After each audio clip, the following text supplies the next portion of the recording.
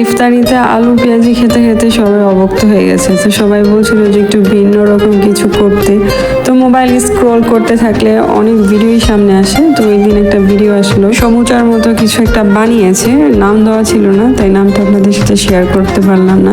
চলেন আপনাদের সাথে নিয়ে আজকে রেডি করব। তো প্রথমে চিকেনটাকে খুব ভালো করে সিদ্ধ করে নিয়েছি, শুধু পানি দিয়ে সিদ্ধ করে।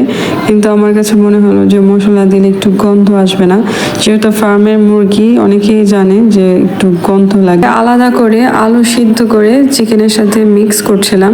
তো একসাথেই দেখেছিলাম যে সিদ্ধ করতে, কিন্তু আমি আলাদা আলাদা করেছি।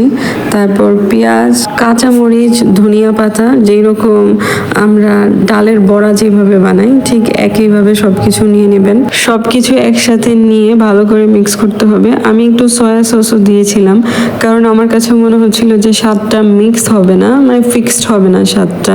তো আমি এর জন্য একটু সয়া সস অ্যাড করেছিলাম।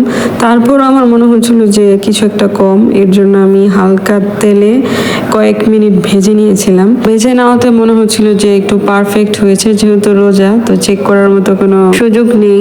তারপর রুটি আটা অনেক আগেই মেখে সুন্দর করে রুটির মতো বেলে, মানে একটু মোটা করে পুরোটা রুটিতে খুব ভালো করে মেখে নিতে হবে। একদম পুরোটা রুটিতে সুন্দর করে মাখলে জিনিসটা ফিক্সড হবে। আলুর কারণে আঠাটা লেগে থাকবে। তারপর চারদিক দিয়ে পেঁচাতে হবে, যেভাবে সমুচা কাটিং করে ওইভাবে।